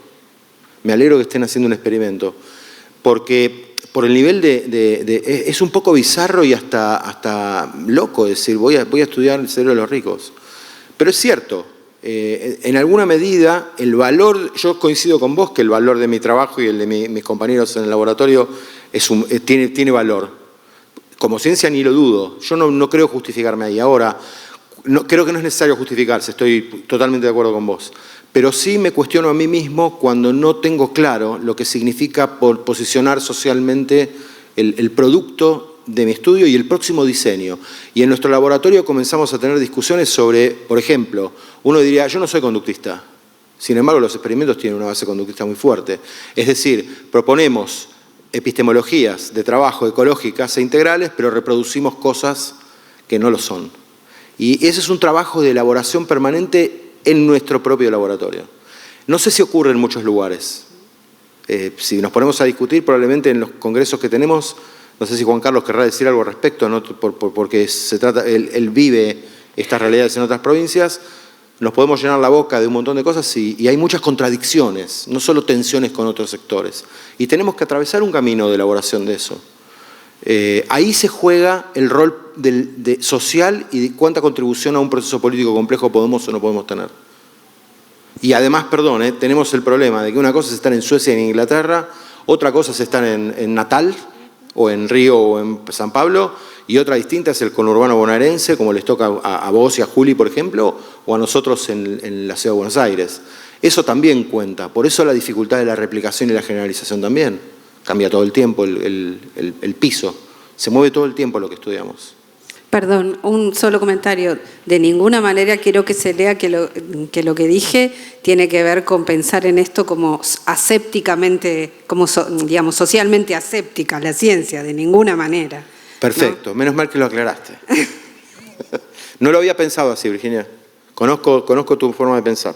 Perdóname si yo lo sugerí. Sí, Andrea.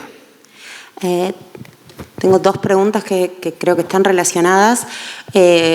Una salió varias veces, fue tocada tangencialmente, pero no del todo. Siddhartha la dijo explícita, y es que, y Aldo también la mencionó, y es que todavía estamos lejos, o un poco lejos, de tener una ciencia, una neurociencia de la vulnerabilidad aplicada. Y mi pregunta, por un lado, es ¿cómo se imaginan que sería esa neurociencia aplicada a todas las limitaciones y las restricciones que estuvimos charlando hoy? Y relacionada con eso, y relacionada también con lo que mencionaba Katrinka, de esto de que cuando hay gobiernos que disminuyen un poco la desigualdad, apenas, ¿no? En nuestras regiones son tildados de populistas, sobre todo por las regiones un poco más igualitarias en el mundo. Nuestra ciencia hoy, en Argentina, y hasta donde tengo entendido en Brasil, en toda Latinoamérica, se mide, digamos, el CONICET o las distintas instituciones nos miden por las publicaciones que hacemos, y estas publicaciones no valen lo mismo si son de Europa o de Estados Unidos que si son de Latinoamérica. En particular, valen más si son de Europa o de Estados Unidos. O sea que nosotros estamos siendo evaluados según si en esos países que se dicen más igualitarios, pero que nos reconocen de algún modo como inferiores o como distintos, por nosotros mismos. O sea, es como medio contradictorio en algún punto. Entonces, no sé, me gustaría también alguna reflexión sobre esto. Okay. Bueno, yo me quedé una pregunta atrasado. Quería referirme a lo que dijo Sebastián sobre la falta de capacitación en ética y cuestiones sociopolíticas. Si vamos para atrás 50 años, había médicos que no tenían ética, y ahora es una obligación para todos los médicos tener ética en su carrera. En el King's College se entrenan más neurocientíficos con diploma que en cualquier otro lugar, y estos neurocientíficos no tienen ninguna materia de ética, más bien tienen una sola sesión que es la que yo enseño, y yo le pregunto a quien organiza el Masters y digo, bueno, tienen clases 4 días por semana de 9 de la mañana a 5 de la tarde, y me dicen, no tenemos tiempo de tratar temas éticos. A mí eso me parece escandaloso. No es que la gente no esté interesada en las cuestiones éticas. Les voy a dar un ejemplo de otra área de la neurociencia en el proyecto Human Brain, del cerebro humano. Hay algunos, nos planteamos a veces si se puede usar mal este conocimiento desde el punto de vista de usos militares. Entonces, los neurocientíficos que están haciendo este trabajo pueden llegar a pensar en las implicancias posibles que puede tener respecto de cuestiones militares y de seguridad. Bueno, la respuesta que nos dieron era, no, esa es una pregunta ridícula, estamos haciendo neurociencia básica y no tiene ninguna consecuencia. 3 años después de un largo debate y después de considerar este argumento de forma seria y después de dar muchos ejemplos, ahora yo estoy a la cabeza de una sesión para hablar con los neurocientíficos sobre las posibles consecuencias de su trabajo en estos aspectos. Por ejemplo, el reconocimiento facial. El reconocimiento facial puede ser que me ayude a activar mi teléfono, pero en China están tratando de identificar personas que pueden representar un riesgo ante el Estado. Y hay sistemas muy rápidos que utilizan algoritmos para identificar esas caras de acuerdo a una base de datos que tiene el Estado. Entonces tenemos que pensar en estos ejemplos y hablarlos de manera seria, porque por supuesto los científicos están preocupados por estas cuestiones y tienen ganas de comentar respecto a esto. A veces los neurocientistas son un poco naïve con respecto a esto, un poco ingenuos. Pero tenemos que tratar la neurociencia de la manera en que se trata en otras ciencias sociales, que también están pensando en cómo son los seres humanos sin haber asistido a estas sesiones. Yo creo que tenemos que plantear las cuestiones de usos o mal uso militar y hablar de las implicancias del tipo de trabajo que estamos realizando. Pregunta de Andrea. ¿Cómo me imagino la disciplina de neurociencia y pobreza en el aplicada? No me la imagino todavía.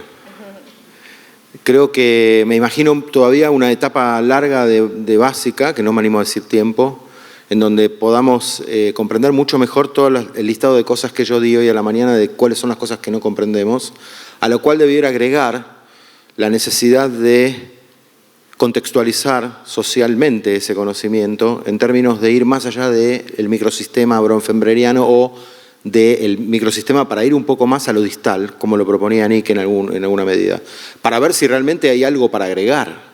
Todavía tenemos preguntas muy básicas. Obviamente que el conocimiento básico tiene sentido porque nos da información sobre un fenómeno complejo desde otra perspectiva.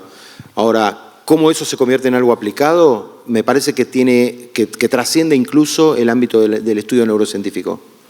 Creo que tiene que ver con una co-construcción con otras disciplinas. Y yo soy optimista ahí, porque en la medida en que los laboratorios puedan incorporar distintas disciplinas y se pueda discutir esto intersectorialmente, va a haber una chance. Ahora me gusta mucho la idea aplicada de Siddhartha, pero me voy a tener que ir a Brasil, no lo voy a poder hacer en Buenos Aires, no creo que me abran la puerta. En muchos estudios en donde intentamos estudiar, incluso en Acumar, simplemente hacer una evaluación en casas de clase media, directamente ni nos contestaban el timbre. Y en otros estudios en donde queremos estudiar no pobreza, tenemos muchas dificultades porque es otra población de padres en donde hay una falta de empatía probablemente. No me animo a decir que ese es el diagnóstico, pero lo estoy pensando. Quizá la colaboración pasa por otros miedos, la barrera en la colaboración pasa por otros miedos, por otras ideas que en pobreza no funcionan y donde los padres tienen en general un poco más de colaboración, porque quizá lo que están esperando es que uno haga algo por los hijos. Simplemente eso es lo que ocurre en los hospitales pediátricos en general. Pero me imagino algo de co-construido en el futuro y creo fundamental también tu segunda pregunta hace referencia a otro problema y es cómo distribuimos el dinero del sistema científico. Por ejemplo, nosotros tenemos en las convocatorias de subsidio, en los grants, tenemos algo que se llama, ¿cómo es lo estratégico? Me olvidé el nombre. Temas estratégicos, gracias. Y entonces una de las estrategias para sobrevivir en el sistema es me presento en mi disciplina y me presento en temas estratégicos simultáneamente o elijo una u otra porque hay más chances. ¿Quién define los temas estratégicos? ¿Con qué criterio? ¿Cuáles son los criterios? ¿Y quién evalúa esos proyectos? Yo no tengo claridad en eso. Incluso participando en comisiones de evaluación de CONICET en mi área, no tengo ninguna claridad de eso. Hay que discutir mucho eso. Y respecto a la publicación, no necesariamente es cierto para todas las disciplinas la asunción desde tu disciplina de que, digamos, te puntúa mejor tus pares cuando publicaste en Europa o en Estados Unidos, porque en las ciencias sociales puede ocurrir algo muy diferente. Y me parece que hay que abrir el juego y la discusión acerca de qué tenemos que evaluar. Y no está abierto. Porque los sistemas científicos aparentemente, no sé cómo funciona en Suecia y en Inglaterra, me encantaría escuchar a Nick y a Katinka, y en Brasil supongo que es parecido acá, no sé. Le preguntamos también a Siddhartha de paso. Pero el tema es que se replican los sistemas de inequidad en la distribución de los fondos, en donde se hace muy difícil superar la barrera de lo disciplinar o de lo disciplinario. Entonces, si vos tenés un proyecto que es interdisciplinar y lo mandás a temas estratégicos, no tenés ni idea si alguien lo va a poder evaluar correctamente, y las devoluciones de los revisores por ahí no tienen nada que ver con lo que uno propuso. Hay poca chance, en síntesis, tanto de discusión, de apertura del sistema científico. Por eso hubiese sido genial que estuviese Diego Hurtado acá, que para eso lo habíamos invitado. Él se disculpó porque no podía venir, pero la idea era sumar a alguien que pudiera hablarnos de cuáles son las barreras estructurales al interior de las disciplinas científicas para poder trascenderlas y empezar a hacer interdisciplina, transdisciplina.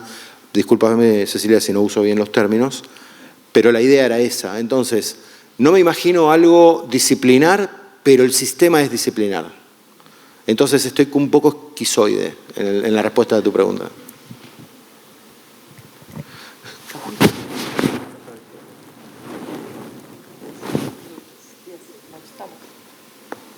Julia, ¿alguna pregunta más antes del cierre? ¿Alguien quiere decir algo? ¿Alguien quiere confesar algo? ¿Querés confesar algo, Aldo? No, digo acá adentro. ¿Listo? Sí, Mariana, dale.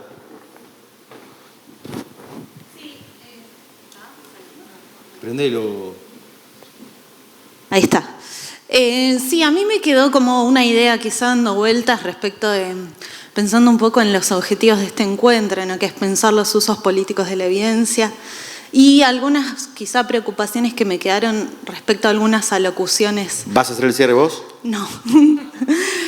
Pero, por ejemplo, en la alocución de Marta Fara, ella refirió al misuse, misunderstanding, el mal uso, la mala comprensión. Siddhartha también refirió a que, por ejemplo, la gente ve la imagen con un cerebro con colores y lo cree. A veces creo que la ciencia también coloca al público, ¿no?, como el culpable, el que no entiende, el que le falta información, en vez de pensar cómo la ciencia participa en la construcción de un régimen de verdad y cómo incorpora las necesidades ciudadanas y las demandas ciudadanas en la producción de conocimiento, ¿no? Quería ver qué piensan. Yo no entendí. ¿Vuelta? ¿En español? Sí, bueno, en el campo de los estudios sociales de la ciencia solimos referir al modelo de déficit que a veces tienen los científicos respecto del público, ¿no? Esto es separar en un público el experto y la audiencia. Creo que una ciencia que piense en sus usos políticos tiene que poder trascender esa diferenciación y pensar una ciencia con y desde la ciudadanía. ¿Puedo decir algo al respecto? Desde mi perspectiva, hay que salir de un modelo verticalista, en donde el saber está en un solo lugar, sino que hay que pasar a un modelo distribuido, en donde todas las partes, no solo los científicos y la gente, el público y la comunidad, sino el policy maker, los medios de comunicación y otros actores sociales, tienen que poder tener un espacio de construcción común sobre cuál es el problema que debiera analizarse. Hasta ahora lo estamos decidiendo nosotros de manera arbitraria, con todas nuestras categorías. Yo creo que, ahora que entendí, yo creo que es una cuestión muy importante para la cual no tenemos buena respuesta. Porque por un lado, coincidimos en que la separación entre el público leigo, ¿se dice eso? Sí. El público leigo y el especialista es algo que, de hecho, es en contra de la democracia, ¿no? Y eso es, yo vi, por ejemplo, estuve acá hace un mes en el increíble, lindo Expo Cannabis Argentina, muy fuerte, increíble evento, acá 50.000 personas en 3 días en la rural, y era evidente que en lo que respecta a la medicina canábica, en este momento hay mucha horizontalidad. O sea que los pacientes, las mamás de pacientes, están enseñando muchas veces a los médicos cómo hacer las cosas porque tienen el saber pragmático, ¿no?, cotidiano que muchos médicos no tienen. Entonces, esto es cierto y es deseable y es buena onda y sí, vamos todos. Pero, por otro lado, el gap, la diferencia, la distancia entre los que saben algo especializado y los que no saben nada está creciendo, ¿no? En Brasil, por ejemplo, en que la gente lee mucho menos que acá, la persona termina secundaria, pero no, típicamente se olvida de todo. Entonces, uno si empieza a conversar con una persona en la calle, yo soy biólogo, y digo, bueno, yo estoy estudiando la expresión de genes. Voy a tener que explicar qué es un gene, qué es una proteína, qué es una célula, qué es la expresión de genes. Son conceptos que están muy lejos de la gente. Entonces, lo que está realmente pasando es que de cierta manera somos todos ahora, tenemos acceso a conocimiento mucho más fácil, ¿no? Podemos todos mirar en Google y buscar cosas. O sea, en 30 minutos yo puedo saber de algo que no sabía nada, puedo saber algo, ¿no? Pero saber de verdad cada vez se pone más difícil porque hay mucho más para saber. Hay mucho más cosas pasando. Entonces, de cierta manera, lo que está pasando es que nos estamos haciendo todos laicos, ¿no? Está creciendo la distancia del especialista. No veo mucho cómo esto no va a generar problemas, ¿no? Un tipo viene y te dice, mira, como dicen los físicos, bueno, hubo el Big Bang y antes del Big Bang no hubo nada porque no había tiempo, no había espacio, no había nada. Es algo que hace mucho sentido para los físicos y no hace ningún sentido para nadie más, ¿no es cierto? No es muy satisfactorio que te diga que tu pregunta no tiene ningún sentido. ¿Qué pasaba antes del Big Bang? Perdón, mala pregunta, otra, ¿no? Ahora, si lo trasladamos a la cuestión, por ejemplo, económica, viene un tipo como el ministro de Finanzas de Brasil y dice, bueno, la ciencia económica liberal me dice que lo que voy a hacer es esto, es proteger a todos los pobres, ¿no? Y dejar que el capital haga su lindo trabajo. Hay cierta ciencia por detrás de esto, hay números, hay ecuaciones, hay toda una formulación. Pero para que yo la pueda enfrentar en sus términos, tengo que saber todo lo que sabe él, para incluso decir que está mintiendo.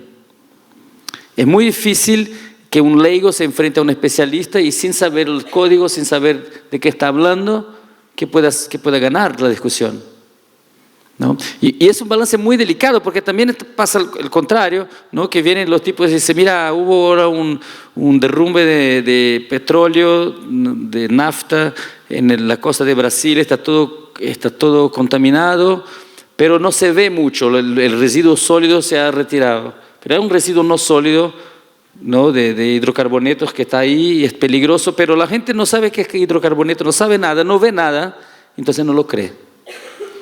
Entonces, yo creo que estamos en un momento complicado en que la ciencia está creciendo cada vez más rápido y se está alejando de todos, ¿no? De todos, porque uno es especialista en una cosa, quizás en dos, pero no es especialista en nada más.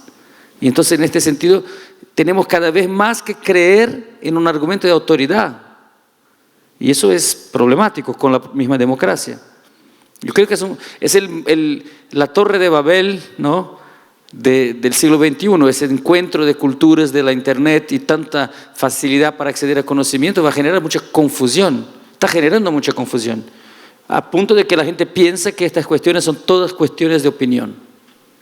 Eso se ve muy claramente en Brasil, en Estados Unidos es muy claro, ¿no? Y creo que en toda parte, en Europa también está pasando, pero que es básicamente decir, bueno, es todo relativo, yo creo en lo que quiero creer, ¿no? Trump hace esto todo el tiempo.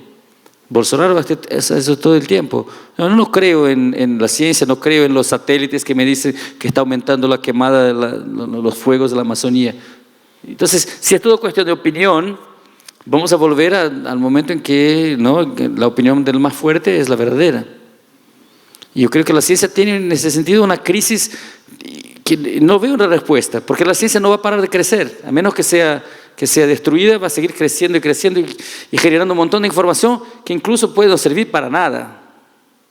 Y la discusión es un poco esa. ¿Por qué estamos investigando eso? ¿Cuál es la pregunta? ¿Hay una pregunta de fondo? ¿Quieres ayudar a la gente? ¿Quieres saber más de algo? ¿O lo estás haciendo porque, bueno, esto es carrera y te pagan?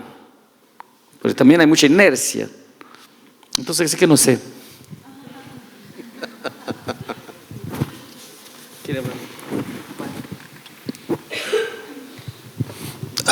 Could I just respectfully... A ver, con todo respeto voy a estar en desacuerdo con el último participante. En lo que hacíamos en el Instituto de Salud Mental, hacíamos investigación con personas que habían pasado por el sistema de salud mental,